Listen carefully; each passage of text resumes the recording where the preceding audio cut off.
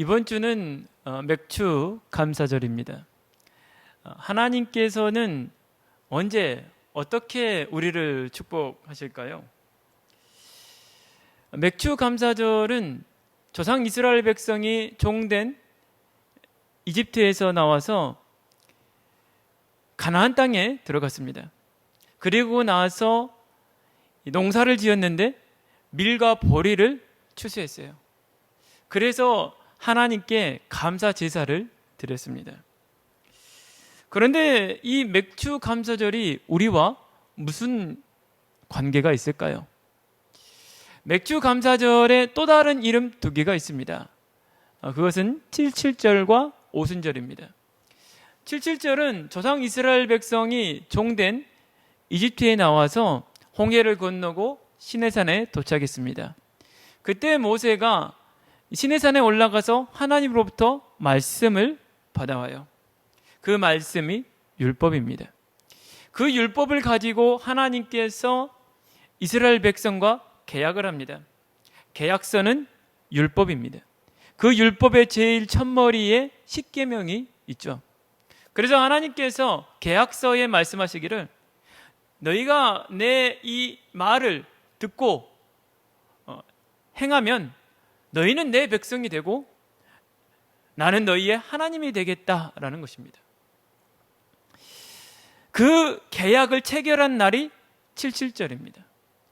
그래서 조상 이스라엘 백성은 그들이 이제는 세상 백성이 아니라 하나님의 말씀으로 통치를 받는 하나님의 백성이 되었다는 것을 감사해서 하나님께서 그것을 기념하라고 하신 것이죠.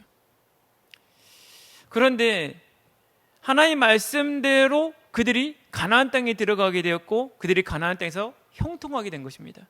그래서 맥주 감사절에 하나님께 감사 제사를 드린 것이죠. 그런데 이제 신약에 와서는 그 단어가 오순절로 바뀌었습니다. 예수님께서 십자가에서 해 받으시고 죽으신 지 50일이 됐다는 거예요. 칠칠절은 77에 49, 그러니까 6월절에 양의 피를 바르고 시내산에서 하나님과 언약을 체결한 지가 50일째가 됐다. 6월절이 지나고 나서 49일이 되었다. 그럼 50일이잖아요. 그래서 77절이거든요. 오순절은 예수님께서 6월절에 양이 되셔서 십자가에 못 박혀 죽으신 지 50일이 지났다. 그래서 오순절. 이 세 가지 날이 다 같습니다. 예수님께서 십자가에 죽으시고 부활하셨잖아요. 40일 동안 제자들과 함께 있으면서 무엇에 관하여 말씀하셨냐? 물론 공생애 때도 말씀하셨지만 여호와 하나님께서 여러 선지자를 통하여서 시내산에서 준 언약 말고 새 언약을 주시겠다는 거예요. 예수님이 오시면 그 새 언약이 바로 성령이십니다. 이것을 여러 선지자를 통하여 약속하셨죠. 예수님께서 너희가 몇 날이 못 되어 아버지의 약속하신 것을 받을 거라는 거예요. 그게 바로 성령입니다. 그 성령이 언제 오셨느냐? 바로 칠칠절 맥주 감사절 그날 오신 거예요. 예수님의 제자들이 그 예수님의 말씀을 믿고 마가의 다락방에 모여서 오로지 기도에 힘쓴 겁니다. 그랬더니 오순절 날이 이미 이름에 그들에게 하나님께서 미리 약속하신 그 새 언약 성령이 임하게 된 것이죠. 그래서 그들이 이제는 성령님과 함께 살게 됐고 그 성령의 역사로 말미암아 그들이 주님이 말씀하신 것을 깨닫게 되고 그 말씀대로 살게 되고 주님의 지상 명령을 다 준행하게 된 것입니다. 그게 바로 다 성령이 함께 하신 것이고 성령의 능력으로 된 것이죠. 그것을 감사한 것입니다. 여러분, 우리가 오늘 감사해야 될 것이 농사 잘 됐다, 아니면 지금 농사 짓는 사람이 없기 때문에 내가 세상에서 잘 됐다, 형통했다, 그걸 감사한 것이 아니고 진정으로 우리가 감사해야 될 것은 뭐냐면 우리가 하나님의 말씀으로 살아가는 하나님의 백성이 됐다는 거예요. 그 약속대로 오늘 우리에게 성령을 부어주셨는데 그 성령의 도우심과 역사로 말미암아 내가 하나님의 말씀대로 살아가는 사람이 됐다는 거예요. 새 생명을 얻었다는 거예요. 그것이 우리가 진정으로 받은 복이고 감사해야 될 거라는 것이죠. 그러면 우리가 이 땅에서도 형통할 뿐만 아니라 하나님의 나라에서도 많은 상이 있을 거라는 것입니다. 그럼 우리가 얼마나 도대체 복을 받은 겁니까? 그런데 왜 많은 사람들이 복을 못 받고 살아갈까요? 복을 못 받는 얘기는 많은 사람들이, 많은 신자들이 열매가 없다는 거예요. 열매가 무엇입니까? 이들의 삶 속에서 말씀의 열매가 안 맺어져요. 성령이 우리 안에 계시게 되면 어떤 일이 가장 먼저 일어나게 되느냐? 내가 주님의 말씀을 사랑하게 돼요. 그래서 복 있는 사람은 시편 1편 1절에 뭐라고 했습니까? 여호와의 말씀을 즐거워하여 그 말씀을 주야로 묵상해요. 주야입니다. 주야. 밤낮으로 한다는 얘기예요. 얼마나 주님의 말씀을 사모하면 그렇습니까? 그게 복이라는 거예요. 그런데 그 말씀을 사모하게 되면 어떤 열매가 일어나게 되냐? 내가 그 말씀대로 살아가게 돼요. 그게 누구의 도움으로 되느냐? 성령의 도움으로 되는 거거든요. 주님을 사랑하기 때문에 주님의 계명을 지키게 된단 말이에요. 하나님 말씀대로 살아가지게 돼요. 그게 내 힘이 아니라 성령의 도우심으로 되는 거거든요. 그 열매가 없다는 거예요. 또 어떤 열매도 없다는 거예요? 전도의 열매도 없어요. 분명히 성령이 내 안에 내주하셔서 나와 함께 사시면서 나를 가르치시고 나를 인도하시고 또 나를 통하여서 역사하셔서 많은 영혼을 구원하겠다 그랬는데 여기에 대한 많은 열매가 없는 거예요. 그렇기 때문에 교회는 다니는데 실제로는 능력이 없어요. 이런 사람이 많다는 거예요. 오늘 맥주 감사절이기 때문에 오늘 우리가 받은 복이 어마어마한데도 불구하고 실제로 많은 사람들이 복을 못 받고 살아가요. 왜 그럴까요? 진정으로 자기가 받은 복이 뭔지 모르기 때문이에요. 그리고 감사해도 다 육신적인 거지 진정으로 감사해야 될 거가 뭔지를 몰라요. 그렇기 때문에 교회는 다니는데 실제로는 능력이 없어요. 그 이유가 무엇일까요? 우리가 오늘 읽은 본문에 잘 나타나 있습니다. 그래서 저는 여러분이 오늘 본문의 말씀을 통해서 정말 여러분의 삶 속에 많은 열매가 맺어지기를 바라겠고요. 정말 여러분들이 하나님과 같이 인생을 같이 살아가는 분들이 되기를 바라겠습니다. 그게 동행 아닙니까? 예수님께서는 우리와 함께 사셔서 하나님 나라를 같이 이루어가겠다고 했어요. 누구에게 그런다고 했습니까? 나를 사랑하는 자입니다. 나를 사랑하는 자의 증거가 뭐냐? 내 계명을 지키는 자예요.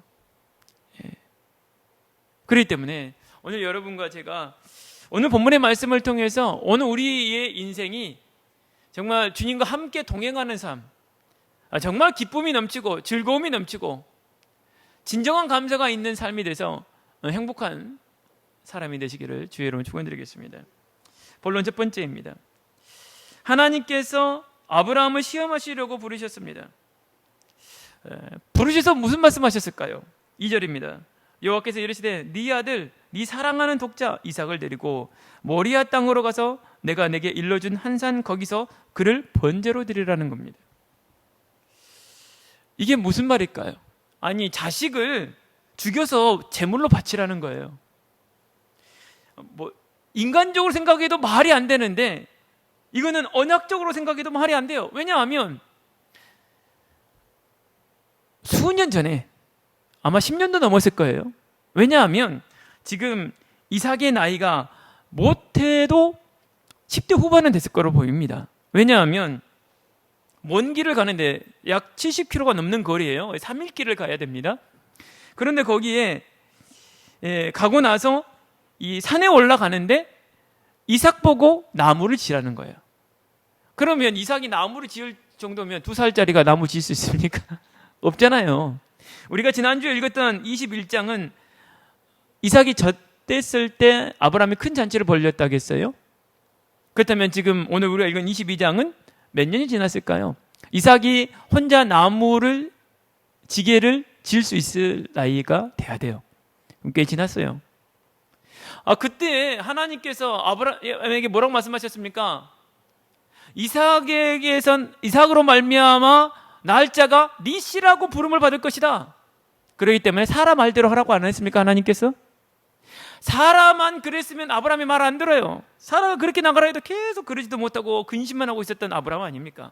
근데 하나님께서까지 말씀하시니까 아브라함이 결단을 내린 거 아닙니까? 그래서 이스마엘을 하가를 내보냈는데 이제 십몇 년이 지나고 나서 이제 와서 뭐라고 합니까?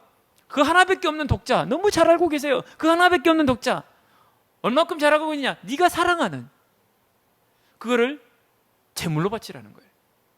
그래버리면 이삭 죽어버리면 어떻게 됩니까? 하나님께서 그렇게 약속하셨잖아요. 이삭으로 말미암아 낳을 자가 네 씨라 부름을 받을 것이다. 그럼 이삭 죽어버리면 어떻게 돼요? 터무니없는 명령이에요. 인간적으로 따져도 터무니없고 언약적으로 따져도 터무니없는 이 명령, 하나님께서 왜 하라 그러는 거예요? 이유가 뭘까요? 그런데 아브라함은 어땠습니까? 3절에 보니까 아브라함이 아침에 일찍 일어나서 나귀 안장을 지우고 두 종과 그의 아들 이삭을 데리고 번제쓸 나무를 쪼개어 가지고 떠나 하나님이 자기에게 일러주신 곳으로 가더니, 며칠 후에 갔다고요? 아니요, 다음날 아침 바로 가요. 지체하지 않고 가요.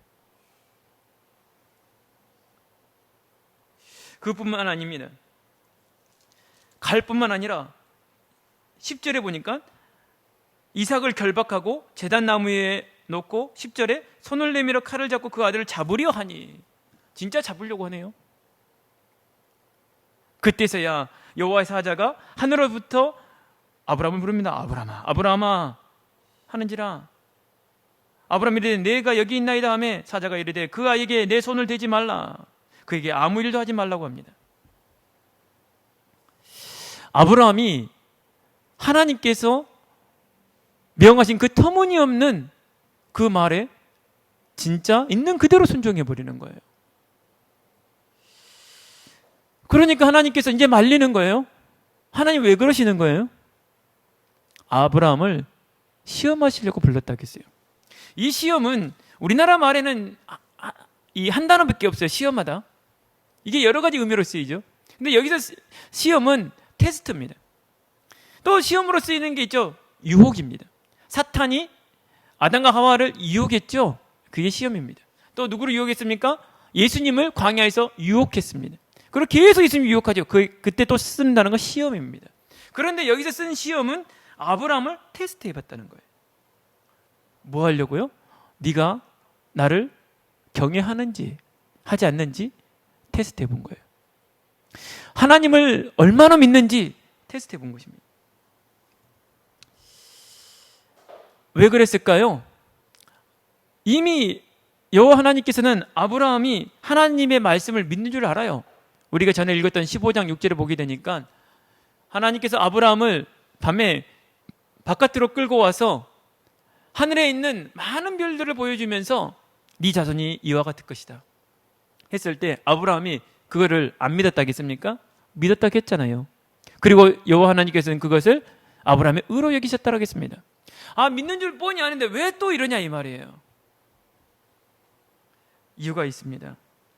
우리 조상 아브라함이 그의 아들 이삭을 제단에 바칠 때에 행함으로 의롭다 하심을 받은 것이 아니냐. 네가 보거니와 믿음이 그의 행함과 함께 일하고 행함으로 믿음이 온전하게 되었느니라. 이에 성경에 이른 바 아브라함이 하나님을 믿으니 이것을 의로 여기셨다는 말씀이 이루어졌고 그는 하나님의 벗이라 칭함을 받았나니 라고 했습니다. 언제 믿음이 완전해져요? 행했을 때. 아브라함이 15장 6절에는 입으로 믿는다고 했어요. 근데 그 입으로 믿는다는 그 말은 어디까지 이르러야 돼요? 행동까지 이르러야 돼요. 그래서 아브라함은 믿은 거예요. 어느 정도까지 믿었느냐? 터무니없는 명령도 순종한 거예요. 그래서 아브라함은 정말 하나님을 전적으로 신뢰했고 그의 말씀에 복종했다는 것입니다. 그래서 하나님께서 이제 알았다는 거예요. 네가 나를 경외하는 줄을. 하나님께서 아브라함을 테스트해 봤습니다. 하나님은 지금도 우리들을 테스트해 봅니다. 하나님께서는 조상 이스라엘 백성을 광야에 있으면서 계속 테스트해 봐요. 내 말을 준행하는지 준행하지 않는지 하나님께서 보시겠다는 거예요. 약간 터무니없는 명령을 하셔놓고 그걸 순종하는지 안 하는지 봅니다. 오늘 우리에게도 마찬가지입니다. 우리에게는 뭘 명령하셨을까요? 무릇 내게 오는 자가 자기 부모와 처자와 형제와 자매와 더욱 자기 목숨까지 미워하지 않으면 능히 내 제자가 되지 못하고 누구든지 자기 십자가를 지고 나를 따르지 않는 자도 능히 내 제자가 되지 못하리라. 이와 같이 너희 중에 누구든지 자기의 모든 소유를 버리지 않으면 능히 내 제자가 되지 못하리라 했습니다. 예수님께서 제자들에게 뭘 명령하셨어요? 모든 족속으로 제자 삼으라는 거예요. 그렇다면 오늘 우리가 제자가 돼야 되거든요. 근데 제자의 기준이 뭐냐? 자기 부모도 미워해야 돼요. 처자식도 미워해야 돼요. 형제, 자매, 더욱이 자기 목숨뿐만 아니라 모든 재산까지 다 미워해야 돼요. 버려야 돼요. 그래야 내 제자가 된다는 거예요. 그뿐만 아니라 자기 십자가를 지고 나를 쫓아와야 된다는 거예요. 이러면 됩니까? 안 됩니까? 아니, 하나님께서 말씀하시기를 내 이웃을 내 몸처럼 사랑해라 했잖아요. 그게 계명 아닙니까? 그런데 이제 와서 10계명에도 부모를 공경하라 했는데 부모 버리래요. 그럼 하나님 명령이 어떻게 되는 거예요? 터무니없는 얘기예요. 아브라함 봐보세요. 하나님 살인하지 말라 했잖아요. 아, 자식을 제물로 바치고 살인 아니에요? 그렇잖아요. 아니, 하나님께서 우리에게 뭐라고 하셨습니까? 우리를 형통하게 하신다고 했잖아요. 우리를 부유케 하신다고 했잖아요. 그럼 재산 다 버리라 그러면은, 미워하라 그러면은 어떻게 된 거예요? 그럼 누가 제자 돼요? 앞뒤 말이 안 맞는 거예요. 터무니가 없는 명령을 하는 거예요. 오늘 우리에게 그럼에도 불구하고 이 말씀에 복종하는 사람, 그 사람이 하나님을 경외하는 거고 그 사람이 제자고, 예수님은 그 사람과 함께 하나님의 나라를 같이 이루어가겠다는 거예요. 이것을 우리에게 계속 테스트해 봅니다. 여러분, 예수의 이름과 복음을 위하여 집이나 형제나 자매나 부모나 자식이나 아내나 전토를 버릴 수 있습니까? 그것이 예수의 이름과 이 하나님의 나라가 내게 있는 그 어떤 것보다도 우선이 됩니까? 때로는 예수의 이름과 복음을 위해 그것을 아끼지 않고 드릴 수 있습니까? 그런 테스트가 계속 우리에게 와요. 왜 많은 사람들이 교회를 다녀도 무능한지 아십니까? 그 테스트를 넘어서지를 못해요. 처음에는 막 복음을 기쁨으로 받습니다. 말씀도 기쁨을 받아요. 근데 조금만 환란이 일어나면 믿음이고 뭐고 다 없어져 버려요. 또 잘 자라는 것 같아요. 와, 잘 자라는데 어디에 걸려요? 세상 염려와 재물 욕심 때문에 그게 바로 가시밭입니다. 거기에 걸려서 더 이상 성장하지를 못해요. 그것을 못 뚫고 못 올라가요. 그게 시험 테스트입니다. 많은 사람들이 교회를 다녀도 열매가 없는 것은 그 테스트를 통과를 못해요. 하나님은 계속 우리를 테스트하고 있습니다. 그 테스트를 통과하셔야 됩니다. 그러면 옥토는 뭐겠습니까? 하나님을 마음과 뜻과 힘과 목숨을 다하여 사랑하는 사람입니다. 거기에 하나님의 말씀이 뿌려지게 되면 30배, 60배, 100배의 결실이 맺어지는 거예요. 아브라함이 그런 사람이에요. 그 독자, 하나밖에 없는 독자, 사랑하는 이삭. 아니, 어쩌면은 이스마엘이 있을 때 얘기했으면 또 몰라요, 또. 보내놓고 나니까 그때서야 얘기를 한단 말이에요.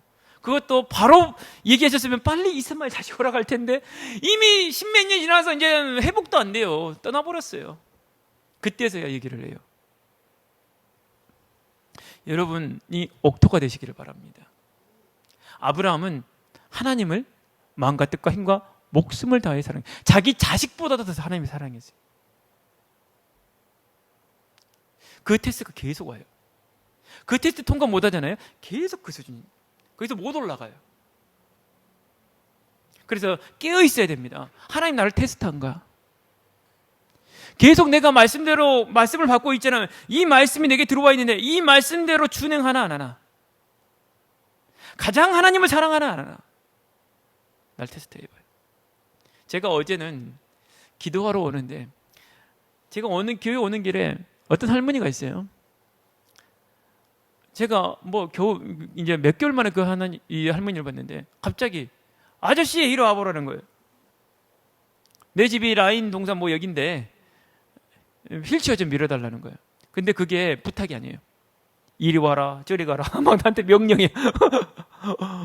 부탁 좀 없어요. 미안한 마음도 없어요. 이리 갑시다, 천천히 갑시다 막 이러고요. 좀만 가면 됩니다 막 이래요. 그래서 몇 번 밀어줬어요. 어제 또 있네요. 지나가는데 한 말 안 해요. 빨리 없어져야 되겠다 했는데 아저씨 이리 와보라는 거예요. 그래서 순간 그런 생각이 들었어요. 하나님 나를 테스트해 보시나 보다. 자, 아무것도 안 하는 할머니, 병든 할머니 끝까지 친절하나 안 하나. 그래서 잘 모셔드렸어요. 지금 몇 번 그러고 있어요. 하나님은 우리가 말씀 받잖아요. 그 테스트 해봅니다. 그 테스트를 통과해야 돼요. 그래야 열매가 맺어집니다. 저는 여러분들이 정말 아브라함처럼 하나님만 경외하여서, 자식보다 하나님을 더 사랑하여서 이 테스트를 통과하시기를 주 여러분 축원드리겠습니다. 두 번째입니다. 여호와 이레입니다. 아브라함은 이 터무니없는 하나님의 명령을 어떻게 생각했을까요? 시편 기자가 말하기를 아브라함은 시험을 받을 때에 믿음으로 이삭을 드렸으니 그는 약속들을 받은 자로되 그 외아들을 드렸느니라. 그에게 이미 말씀하시기를 네 자손이라 칭할 자는 이삭으로 말미암으리라 하셨으니 그가 하나님이 능히 이삭을 죽은 자 가운데서 다시 살리실 줄로 생각하니라. 비유컨대 그를 죽은 자 가운데서 도로 받은 것이니라. 아브라함이 어떻게 생각했다고요? 이삭을 제물로 드리더라도 하나님께서 이삭을 다시 살리실 것이라고 생각했다는 거예요. 그렇게 믿었다는 거예요. 그래서 그런지 오늘 우리가 읽은 본문에 보니까 5절에 보십시오. 이에 아브라함이 종들에게 이르되 너희는 나귀와 함께 여기서 기다리라. 내가 아이와 함께 저기 가서 예배하고 우리가 너희에게로 돌아오리라 하고. 아브라함이 뭐라고 약속해요? 아이와 함께 다시 돌아오겠다고 약속하죠. 또 8절입니다. 이삭이 묻기를 아버지 나무도 있고 불도 있는데 번제할 어린 양은 어디 있습니까? 하니까 아브라함이 이르되 내 아들아 번제할 어린 양은 하나님이 자기를 위하여 친히 준비하시리라 하고 두 사람이 함께 나아가서. 아브라함이 뭐라고 해요? 하나님이 친히 준비할 거라는 거예요. 아브라함이 뭘 알고 있는 것처럼 얘기하는 것 같아요. 아무리 아브라함이 바보여도 지금까지 하나님을 겪은 게 있는데 이 터무니없는 명령, 아브라함은 무슨 다른 말 한마디 않고 바로 실행하지만 아브라함이 생각한 거예요. 하나님께서 이삭을 대신해서 어린 양을 준비하실 것이다. 또 그러지 않고 이삭을 죽여서 제물로 드리더라도 하나님이 이삭을 다시 살리실 거라고 아브라함은 믿었다는 거예요. 왜냐? 그러면 하나님의 언약이 어떻게 되어버리는 거예요? 아예 어긋나 버리게 되는데 그럴 수가 없다는 거예요, 아브라함은. 그랬더니 아브라함은 하나님의 말씀대로 칼을 잡고 이삭을 잡으려고 합니다. 끝까지 다 명령대로 준행한 거예요. 그랬는데 하나님이 그때서야 말리시죠. 13절에 보니까 아브라함이 눈을 들어 살펴본 즉 한 순양이 뒤에 있는데 뿔이 수풀에 걸려 있는지라. 아브라함이 가서 그 순양을 가져다가 아들을 대신하여 번제로 드렸더라. 하나님께서 이삭을 대신해서 순양을 준비해 두셨습니다. 아브라함은 이걸 믿었던 거예요. 터무니없는 하나님 명령에 대해서 아브라함은 하나님은 반드시 자기 언약을 이루실 분이기 때문에 이삭을 대신해서 순양을 준비하든지 아니면 이삭이 죽더라도 하나님은 다시 살리실 거라고 믿었습니다. 아브라함은 하나님을 100% 신뢰했어요. 오늘 우리도 마찬가지죠.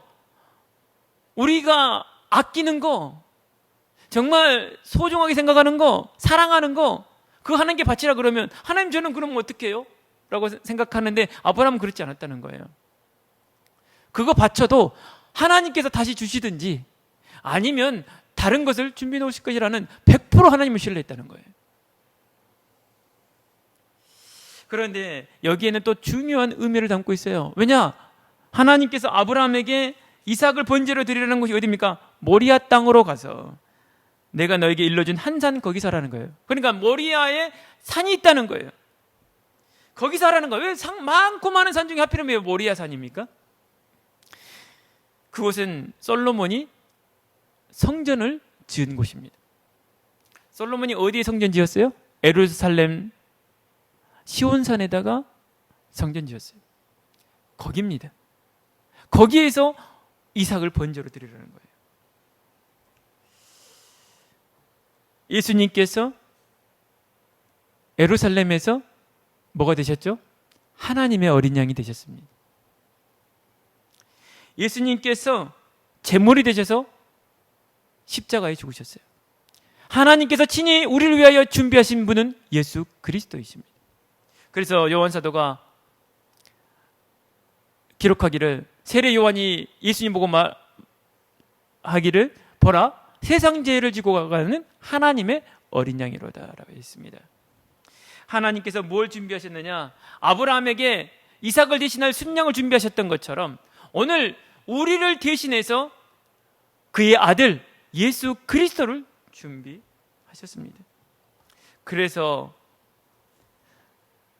하나님은 자기 아들을 아끼지 아니하시고 우리 모든 사람을 위하여 내주신 이가 어찌 그 아들과 함께 모든 것을 우리에게 주시지 않겠느냐라고 바울 사도는 로마서에 기록했습니다. 하나님은 우리를 위해서 자기 아들을 아끼지 않으셨어요. 하나님께서 아브라함이 요 하나님을 경외함으로 자기 아들을 아끼지 않았습니다. 그런 아브라함 어떻게 생각하겠어요? 하나님은 아브라함 내 벗이다 하라겠습니다. 그 정도로 아브라함은 요 하나님을 신뢰했고 그분의 말씀에 복종했습니다. 예수님께서 십자가에서 죽으시고 부활하셨습니다. 그리고 우리에게 새 생명이 되셨죠. 오늘 아브라함처럼 우리가 예수를 위하여, 복음을 위하여 내가 사랑하는 것, 내가 소중하게 생각하는 것, 그것을 아끼지 않는다면 하나님께서는 우리에게 아브라함처럼 형통하게 하실 것이고, 또 하나님께서 우리를 대신하여 준비하신 분이 바로 예수 그리스도라는 것입니다. 오늘 그 예수 그리스도로 우리가 새 생명을 누리는 것이 우리가 하나님께 진정으로 받은 복이고 그게 감사할 거라는 거예요. 그래서 저는 여러분이 다른 것 여러 가지가 있겠지만 혹 없더라도 무화과 나무가 무성하지 못하고 포도나무에 열매가 없고 감나무에 소출이 없고 밭에 먹을 것이 없고 외양간에 소가 없고 우리의 양이 없더라도 여호와로 말미암아 즐거워하시고 구원의 하나님으로 기뻐하시기를 바랍니다. 그것이 우리의 힘입니다. 그것이 우리에게 준비하신 거예요. 본론 세 번째입니다. 하나님이 맹세하셨습니다. 아브라함의 믿음을 보시고 하나님께서 말씀하시기를 16절입니다. 네가 이같이 행하여 내 아들 내 독자도 아끼지 아니하였은즉 내가 내게 큰 복을 주고 내 씨가 크게 번성하여 하늘의 별과 같고 바닷가의 모래와 같게 하리니 내 씨가 그 대적의 성문을 차지하리라. 또 내 씨로 말미암아 천하 만민이 복을 받으리니 이는 내가 나의 말을 준행하였음이라 하셨다 하니라 보고 있습니다. 하나님께서 맹세했어요. 이 얘기는 무슨 말입니까? 이 언약은 창세기 12장 1절에서 3절 말씀과 똑같죠. 그때는 조건부적 약속이었어요. 아브라함이 믿으면 이대로 되는 거예요. 그런데 아브라함이 시험을 통과하고 나니까 이 조건부적인 약속이 뭘로 바뀌어요? 무조건적인 약속으로 바뀌어버려요.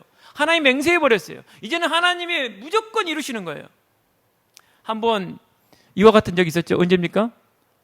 창세기 15장 6절에 아브라함이 묵표를 보면서 하나님의 약속을 믿었을 때 하나님께서 무조건적인 약속을 체결하시죠. 아브라함의 후손이 400년 만에 가나안 땅으로 다시 돌아올 거라는 거예요. 그래서 이 땅을 차지할 거라는 것입니다. 그 무조건적인 약속이에요. 아브라함이 믿을 때, 그 믿음이 행동으로 옮겨졌을 때 조건적인 약속이 무조건적인 약속으로 바뀌어버리게 되는 거예요. 오늘 우리가 믿을 때입니다. 믿음으로 시험을 통과했을 때 하나님은 반드시 우리에게 약속을 이루시는 것입니다. 그런데 여기에 17절에 보니까 처음에 나오는 내 씨가 크게 번성하여 하늘의 별과 같고 바닷가의 모래와 같을 것이다 하겠습니다. 이것은 아브라함의 혈통이 그렇게 많을 거라는 것이죠. 그렇게 많아졌습니다. 그런데 이거는 영적인 후손들까지 다 포함하는 거예요. 그러면 정말 하늘의 별처럼 많은 거예요. 그런데 문제는 두 번째입니다. 두 번째에 내 씨가 그 대적의 성문을 차지할 것이고 내 씨로 말미암아 천하 만민이 복을 받을 거라고 했어요. 이 내 씨는 아브라함의 모든 후손인 것 같기도 하지만은 한 후손을 두고 하는 얘기예요. 우리의 원수가 누굽니까? 가장 큰 적이 누구예요? 사탄입니다. 창세기 3장 15절에 이 사탄의 머리를 누가 깨버릴 거라고요? 여자의 후손이 박살내버릴 거라는 거예요. 사탄의 권세를 여자의 후손이 와서 완전히 박살내버리고 무전경으로 보낼 거라고 약속하고 있습니다. 그래서 이 내 씨는 여러 후손인 것 같기도 하지만 오직 한 후손을 두고 한 얘기인데 바로 우리 주 예수 그리스도를 두고 한 말씀입니다. 그 예수 그리스도께서 십자가에서 사탄을 완전히 박살내버리고 부활하셔서 우리에게 생명이 되셨습니다. 오늘 우리는 그것을 믿음으로 말미암아 하나님의 자녀가 됐는데 우리에게 새 언약을 주셨는데 그게 뭐냐? 성령이라는 거예요. 우리가 성령을 받고 한 위로부터 권능이 입혀져서 예루살렘과 온 유대와 사마리아와 땅끝까지 이르러 내 증인이 될 거라고 말씀하셨습니다. 이것을 믿고 구하라는 거예요. 그리고 행하라는 것입니다. 그러면 하나님께서 맹세하신 무조건적인 이 약속은 반드시 우리에게 이루어질 거라는 거예요. 우리가 그 약속 속에 들어갈 거라는 것입니다. 그래서 여러분, 오늘 하나님께서 우리에게 맹세하신 거, 조상 이스라엘 백성이 하나님께서 맹세하신 그 약속은 반드시 이루어져요. 그런데 그 약속을 맛본 사람은 누굽니까? 믿은 사람만 맛봤어요. 안 믿은 사람은 가나안 땅 못 들어갔어요. 이 시대도 마찬가지입니다. 성령을 주셔서 우리로 증인 삼은다고 했어요. 이거는 반드시 이루어져요. 그런데 믿는 사람만 그 약속을 맛보게 될 거라는 거예요. 그래서 저는 여러분들이 정말 그 약속을 믿으시고 반드시 이루어질 그 맹세하신 그 약속 맛보시기를 주의 이름으로 축원드리겠습니다. 결론입니다. 하나님은 언제 어떻게 우리를 축복하십니까? 우리가 전적으로 하나님만 신뢰하고 그의 명령에 복종할 때입니다. 여러분이 사랑하는 독자는 무엇입니까? 아마 대부분의 사람들은 다 자기 자신일 것입니다. 나와 자신과 포함된 게 뭡니까? 처자식, 부모, 형제, 자매, 재물, 내 생명, 뭐 이런 거 아닙니까? 이것을 버리는 자는 현세에 그것을 100배나 받고 영생을 못 얻을 자가 없다라고 했습니다. 여러분, 우리가 구체적인 행동으로 이것을 실천할 때 우리가 믿는다는 그 믿음이 진짜가 되는 거예요. 사실이 되는 거예요. 그때에 오늘 우리가 버린 것들, 그것이 버린 것이 된 것이 아니라 오히려 우리에게 이 땅에서 그것이 100배로 오게 되고 우리가 영생까지 얻게 된다는 것입니다. 그런데 이게 우리 힘으로 안 돼요. 오직 성령으로만 되는 겁니다. 성령이 우리가 그럴 수 있도록 능력을 주시는 거예요. 성령이 우리에게 능력 주시지 않으면 우리는 하나님의 말씀을 따라갈 수가 없어요. 이것이 하나님의 은혜입니다. 그래서 여러분, 성령을 구하시기 바랍니다. 그래서 예수님의 말씀에 순종하세요. 하나님을 마음과 뜻과 힘과 목숨을 다하여 사랑할 수 있도록 하나님께 구하라는 것입니다. 그러면 하나님께서 여러분에게 그것을 행할 수 있도록 기회를 주세요. 그게 바로 테스트입니다. 그걸 통과하면 하나님은 기뻐하셔서 이 땅에서도 여러분을 형통하게 하실 거라는 거예요. 두 번째, 여호와 이레입니다. 하나님은 우리를 망하는 길로 인도하지 않으세요. 아브라함은 전적으로 하나님을 신뢰했고 그분의 터무니없는 명령에도 복종했습니다. 하나님은 조상 이스라엘 백성을 완벽하게 모든 걸 준비해 놓고 부르셨어요. 하나님은 우리를 망하게 하지 않아요. 자기 백성이 망해버리면 하나님이 얼굴이 어떻게 되겠어요? 그래서 모세가 그렇게 기도하잖아요. 하나님, 지금 전 세계가 이스라엘 백성이 하나님께서 이집트에서 이끌어낸 줄을 다 알고 있는데 저들이 광야에서 다 죽어버리면 다른 나라들이 뭐라고 하겠습니까? 여호와가 능력이 없어가지고 자기 백성을 저렇게 죽이려고 이집트에서 끌어냈나 보다 라고 하지 않겠습니까? 안 되는 거예요. 그러니까 하나님께서 그 모세의 중보기를 들으시고 이스라엘 백성을 용서하십니다. 그렇습니다. 하나님께서는 이스라엘 백성을 부르실 때 모든 걸 다 준비해 놓고 부르셨어요. 근데 이스라엘 백성은 광야에서 계속 하나님을 의심하는 거예요. 신뢰 못해요. 물이 없으면 물이 없다. 먹을 것이 없다. 더우면 덥다. 추우면 춥다. 길이 마음에 안 든다. 등등 끝이 없는 거예요. 그래서 오늘 우리는 하나님을 신뢰해야 됩니다. 조금 어렵죠? 그렇지 않습니다. 하나님께서는 이 어려움 뒤에 분명히 큰 축복을 예비해 두시고 우리를 이 시간을 통과하게 하시는 거예요. 우리를 가나안 땅으로 인도하실 것입니다. 하나님은 우리를 세계복음하도록 모든 걸 준비해 놓고 부르셨어요. 그래서 하나님께서 모든 걸 준비했다는 것을 믿으시기를 주의 이름으로 축원드립니다. 기도합니다.